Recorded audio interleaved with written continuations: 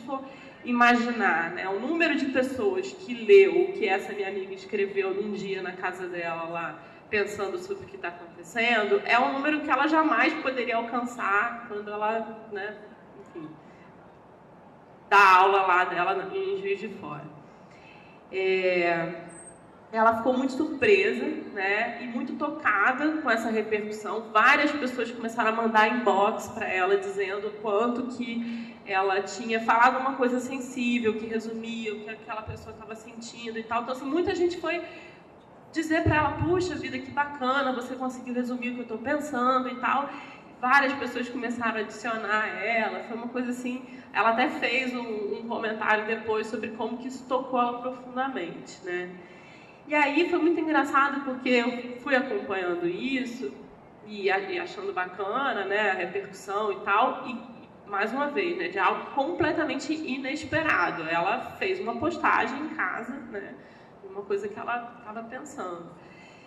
E aí, assim, por conta das minhas discussões, né, eu não pude deixar de não pensar, assim, como que também o outro lado da moeda acontece, né?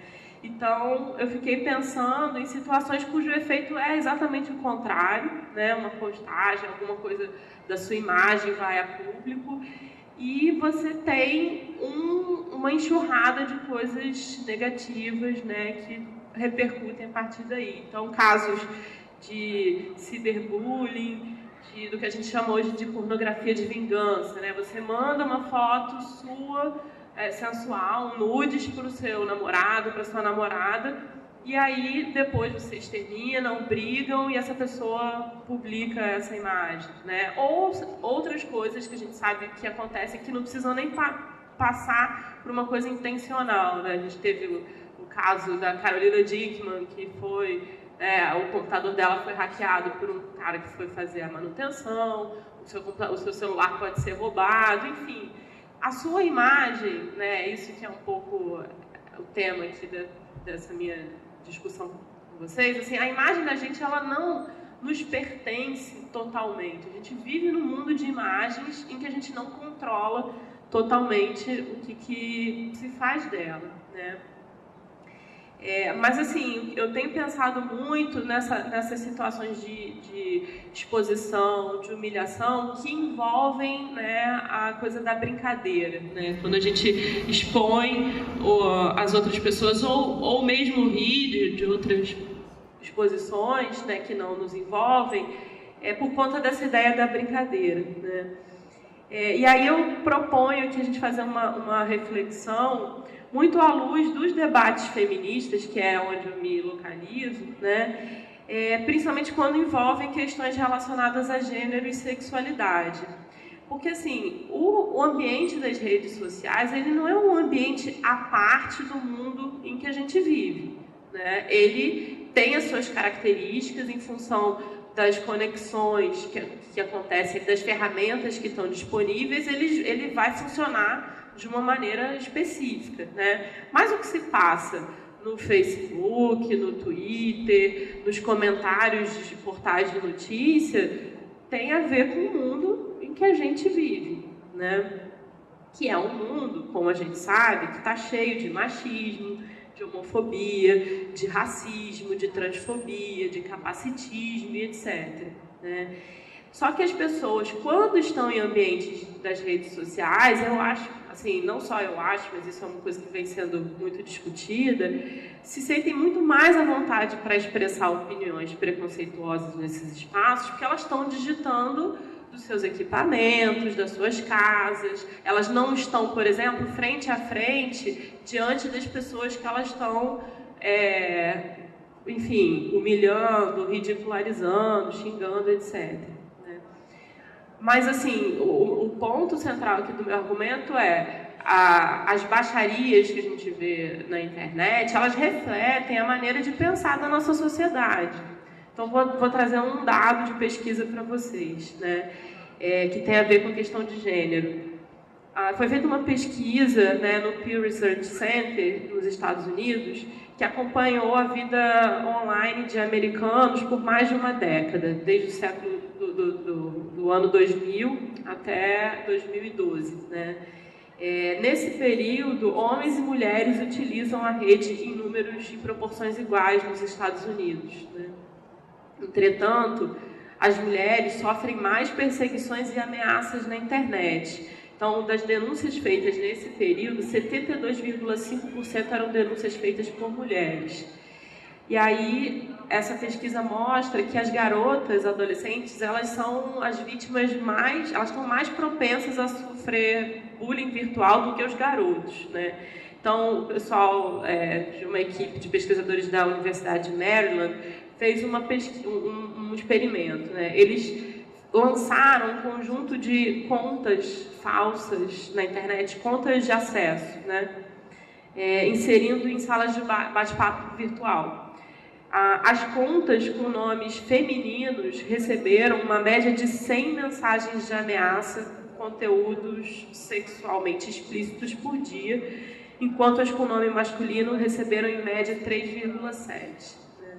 Assim, só estou dando um exemplo de como assim, a discussão sobre violência, assédio e opressão nos espaços virtuais, ele reproduz lógicas que estão na nossa sociedade, né? Um outro exemplo que a gente poderia dar em relação ao Brasil foi como que, após a reeleição da Dilma, né, depois que saíram alguns mapas eleitorais do Brasil, em que estava assim que a Dilma tinha ganhado por maioria de votos no Norte e Nordeste, como teve uma onda de comentários xenófobos e racistas no Twitter, no Facebook, reproduzindo um comportamento ou uma atitude que é algo que a gente sabe que existe no dia a dia, mas isso teve uma repercussão muito pesada e muito visível, né, nas redes sociais. Mais uma coisa que eu queria falar, né, um pouco sobre como que a gente lida com a exposição quando ela vai numa direção contrária à que aconteceu com a minha amiga, né? Então, assim, quando é alguma coisa que nos humilha, nos constrange, nos coloca vulneráveis nas redes sociais. O que acontece, né, que quando alguém é exposto nas redes sociais de uma maneira difamatória, é muito comum que as pessoas em volta ou a opinião pública lide com essa situação da mesma maneira como a sociedade lida, né, em outros casos de abuso, que é culpabilizando a vítima, né? Então, se a gente está falando de uma exposição que está atravessada por cunho sexista, racista, homofóbico, etc., isso é mais visível ainda, tá? Então, num caso qualquer, né, desses inúmeros que vocês podem pesquisar e vocês vão encontrar relatos do que se chama de pornografia de vingança, né? Quer dizer, um nude de uma garota é exposto não só nas redes sociais dos colegas dela, mas, por exemplo, é publicado em sites de pornografia, em que você perde assim, o controle possível sobre aquela imagem, né? Ou, para conseguir proibir a publicação daquilo, os caminhos legais são muito difíceis, né? Qual é a primeira coisa que a gente escuta, né? Falar, se você não quer ter uma foto sua na internet, não poste, né? Se você não quer que ela vaze, não poste, né? Mas essa ideia, ela parte de um princípio um tanto falho. Muitas vezes a gente faz postagens que a gente não imagina a repercussão que vai ter, né? Comecei a minha fala aqui dando esse exemplo. Ou a gente nem imagina que a gente é objeto de outras postagens. Qualquer pessoa que está na internet sabe que existe a maneira, assim que está dentro por exemplo, da plataforma, que é você compartilhar alguma coisa, né? E você pode tirar um print daquela página e repostar isso como uma foto. Se isso é feito, eu perco completamente. Então, eu posso estar numa conversa privada, né, com alguém, num inbox, ou seja onde for, e aí é tirado um print dessa minha troca de mensagens, de um debate que eu estou tendo com amigas ou amigos num grupo secreto, no Facebook ou, enfim, qualquer lugar. E essa imagem ela pode ser colocada pública, né? E aí isso pode ser feito, inclusive, descontextualizando a minha fala. A gente pode ter imagens, fotografias nossas transformadas em memes, né? Isso, aquelas imagens com frases curtas que podem ser interessantes, divertidas e podem ser bem humilhantes, dependendo do que está sendo colocado ali, né? Eu posso estar falando aqui agora para vocês e vocês estarem gravando a minha fala e fazer um recorte da minha fala e isso ser postado por aí descontextualizado, né? Então, assim, acho importante a gente pensar nisso quando a gente fala, se você não quer, não faça, para a gente perceber que qualquer pessoa pode ser alvo, né, de uma, enfim, de uma humilhação pública, né? É só a gente pensar também em vídeos que viralizaram recentemente, né? Tem 2 exemplos bem conhecidos que rolaram esse ano. Um é o da Giovana segurando o forninho, né? E o outro é o Já Acabou, Jéssica, né? Foram 2 filmagens que foram feitas em momentos espontâneos, provavelmente foram postados sem a ideia de que iam virar memes, né? E memes e virais e tal. E assim, eu sempre gosto de falar, não à toa as personagens desses 2 vídeos são garotas adolescentes. Assim, é muito importante a gente pensar nisso. Não é um senhor, né, assim, branco, já adulto. São justamente essa cara de quem é mais, enfim, objetificado na internet. É só uma questão assim, para a gente pensar, né? E aí, por tudo isso, né, que eu estou falando já para ir concluindo, eu acho cada vez mais que a gente precisa conversar sobre os preconceitos que estão presentes nas postagens, nas piadas, nos memes que a gente compartilha exaustivamente, né? Quais são as ideias que eles trazem? Especificamente nas questões de gênero e sexualidade, eu entendo que é urgente a gente falar sobre o sexismo nos espaços virtuais. E não só sobre sexismo, mas sobre homofobia, sobre transfobia, sobre racismo, sobre questões que estão atravessando isso, né? E aí, como é que a gente vai conversar sobre isso com estudantes, com adolescentes, né, que, na verdade, dominam muito mais essas ferramentas do que as gerações mais velhas, né? Mas talvez precisem, né, de espaços de diálogo, de debate, até para poder entender melhor o que são as coisas que estão rolando ali, né? Então, assim, a minha aposta é que a escola ela tem que ser um espaço de discussão das desigualdades de gênero que perpassam as relações sociais, inclusive na internet, né? Então, assim, eu acho super interessante a gente estar podendo fazer esse debate aqui hoje. Agora, eu acho que vale a pena dizer assim, que as questões, pelo menos aí nesse foco de gênero e sexualidade que eu estou dando, que acontecem nas redes sociais, elas não estão separadas do que acontece no mundo que a gente vive, né?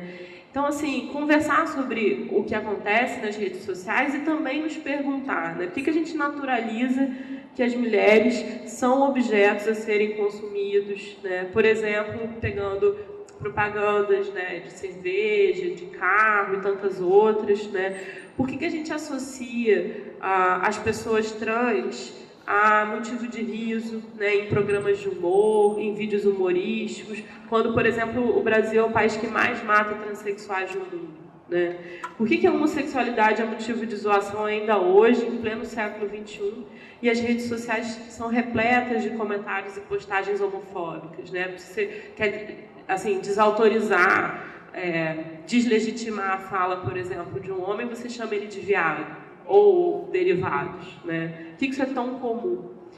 Todas essas questões nos colocam frente ao debate da responsabilidade que a gente tem quando discute as redes sociais, né? Então, assim, eu acho que é muito importante a gente evitar a individualização, o caso a caso no debate. É claro que situações pontuais que acontecem, elas precisam ser pensadas, precisam ser discutidas, a gente precisa tentar ver como resolver aquilo, mas assim, também, né, pensando sempre como conectar essas questões com assim, questões mais amplas, né? E aí, para fechar mesmo, eu acho que um caminho muito importante para se fazer isso é a discussão sobre gênero e sexualidade nas escolas. Vocês sabem que a gente está vivendo um momento extremamente conservador, de vários retrocessos políticos, né, em que, inclusive, existem projetos de lei que pretendem criminalizar essa discussão dentro das escolas. Então, assim, é fundamental que a gente entenda a importância de se debater essas questões no cotidiano para que quando eventos aconteçam, situações mais complicadas aconteçam, a gente já tenha espaços para se discutir isso, para debater com estudantes, ouvindo os estudantes, né? E ouvir os estudantes significa também ouvir coisas que a gente não está pronto para lidar, prefere às vezes não ouvir. Mas é importantíssimo isso, sem estar só numa posição de dizer para eles e elas o que tem que ser feito, mas ouvir, né, entender tudo que a gente não sabe sobre aquilo que está acontecendo e também colocar as nossas posições sem a certeza, né, sem a ideia de que a gente é dono da verdade, né? Então é um pouco isso que eu queria trazer assim, para contribuir aí, espero que a gente possa discutir depois. Obrigada.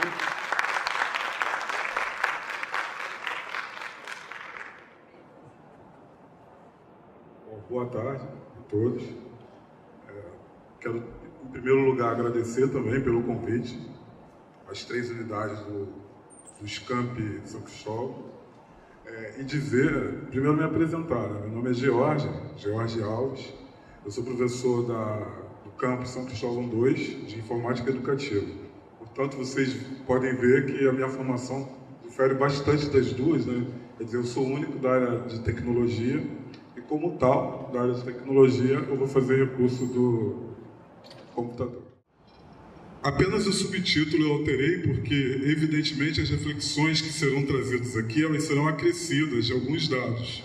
Então, o título do artigo é exatamente esse, o olhar do outro, o olhar sobre si, e a exposição e projeção de si ao outro. No caso aqui, eu coloquei como subtítulo o público e o privado na internet, porque, na verdade, aqui eu trouxe uma tentativa de fazer um link entre a questão do olhar e a questão do público e do privado.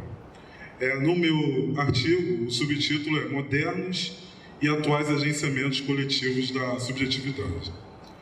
Como o subtítulo do artigo indica, o caminho que a gente trilha um caminho que vai... Primeiro, deixa eu ler essa citação aqui, né, do professor Renato Janeiro Ribeiro, é um filósofo. Ele diz o seguinte, que o olhar consiste num duplo movimento. Ele captura e também cede. Ele extrai e doa. A minha fala, então, será baseada, como vocês puderam observar pelo subtítulo do artigo, na filosofia da diferença, que tem como mentores principais os filósofos Michel Foucault, o Gilles Deleuze e Félix Guattari. Eu teria aqui a apresentar um breve vídeo, mas por conta das questões da tecnologia, esse vídeo não poderá ser apresentado, porque o nosso laranjão, eu na verdade salvei minha apresentação em PPTX, e ele não abre no laranjão. Então eu tive que, antes da apresentação, salvar em PDF para poder apresentar aqui. Só que o PDF não vai permitir a abertura do vídeo. Mas esse vídeo consistia no seguinte, era um vídeo muito breve, com alguns segundos. Ele consistia no seguinte, na primeira transmissão de imagens através da TV na Alemanha.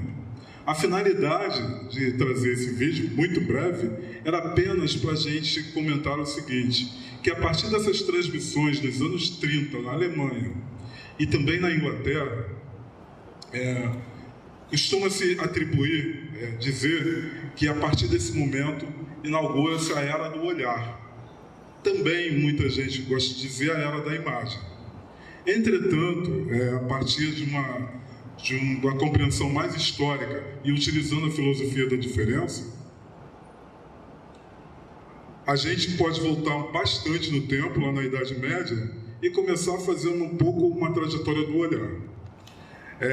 Na Idade Média, o olhar era basicamente voltado para o soberano. Os súditos pouca importância tinham, quer dizer, pouca visibilidade tinham. Então, inicialmente, a partir aqui da Idade Média, era o soberano que tinha o foco dos olhares. Assim como o soberano, na segunda figura ali, é uma figura que mostra a escola na Idade Média.